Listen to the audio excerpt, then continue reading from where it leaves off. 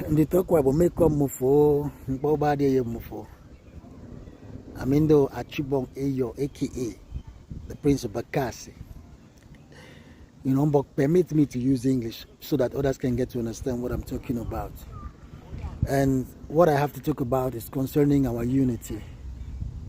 Last week I went strawberry picking in a farm. You know what strawberry is, like a fruit. I met an African, so I could not bypass, but I had to go greet him and everything, introduce myself to him. So I told him where I come from. But also, based on what I read about Africa and everything, so I told him that we and the Ugandans, we are very much related. So the guy was like, oh, really? Are you guys Bantu as well? I was like, yeah, we are Bantu. Not just Bantu, we are Proto-Bantu, the ancestors of the Bantu people. So he asked me, he was like, how do you guys call dog? I was like, okay, we call it Ebwa or Ewa.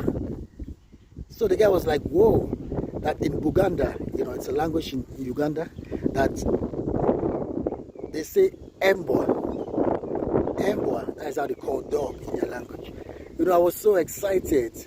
I was like, but why did you choose to ask me, well, how do we call dog? Like, I was like, well, that in most Bantu languages, that is how they pronounce it. It's very similar. If you go to Rwanda, Uganda, Burundi, all those places, all the way, Ebwa or Ewa is Embwa. So that is how the guy got me, so stuck and frozen. Why I had to make this video is because, there are some elements in Akwa Ibom State whose aim is to disunite the Akwa Ibom people. All in the name of politics or self-gratification. They will tell you that Mboni Bibio, Mbononang, Mbonoron, that they are completely different people. They'll tell you, oh, they are just neighbors, that they just happen to live close to each other, and speaking similar language. Can you imagine that? That they have nothing, they have no relations with the Ibibios. Talking about the Ibibios, I must say, okay, let's forget about the tribe, let's talk about the language. Ibibio language is a very old language. It's like the mother of what we refer today as African language. Swahili and all the other languages, the Bantu languages, all, have, elements of Ibibio language. From our advent of migration, in central Nigeria, where we have today Taraba, Benue, all those areas. That is where we were. I don't want to go further. I don't want to go out of Nigeria, like, talk about the Middle East and all that. From that point there, we started migrating down.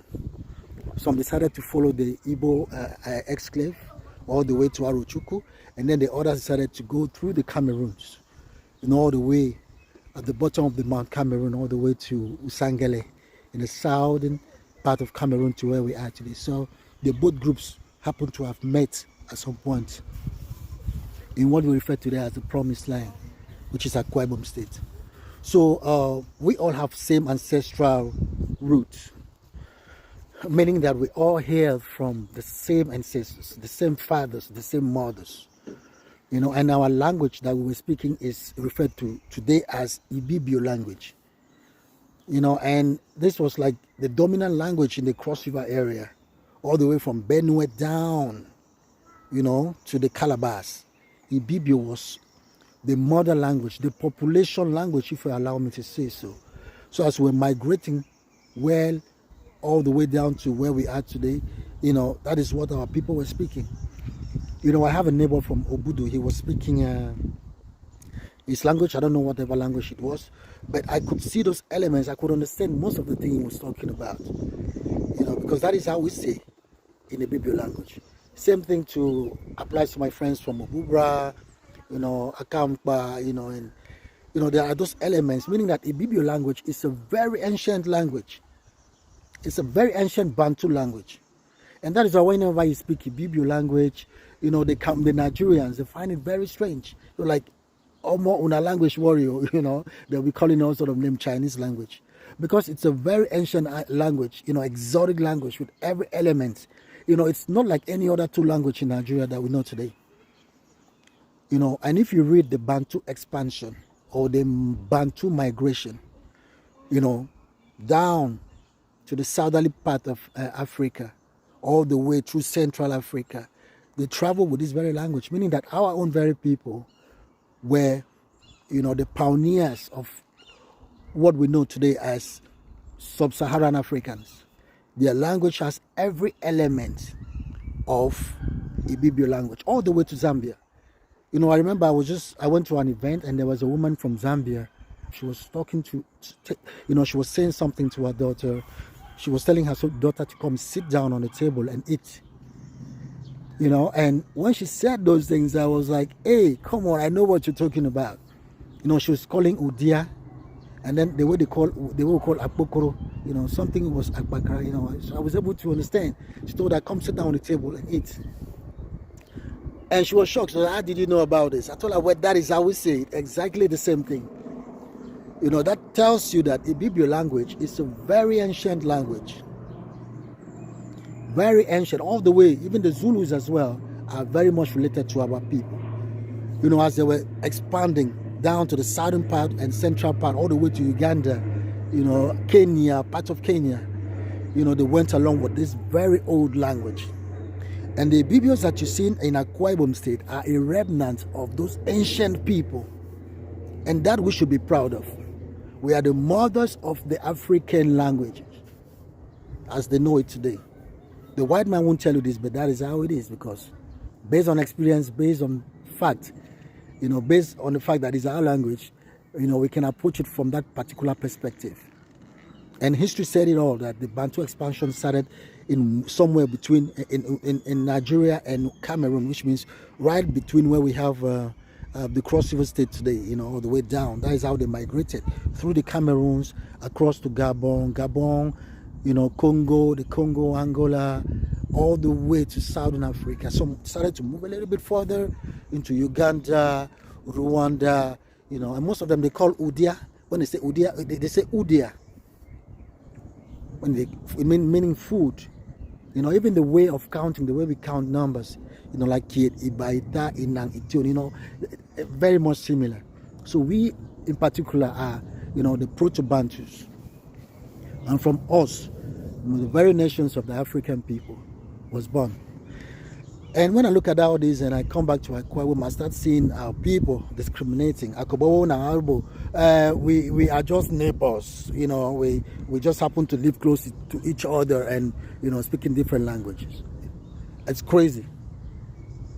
Me calling a Ugandan my brother, and then an Anang person, an Eket person, an Oron person will tell me, no, we are not the Ibibios.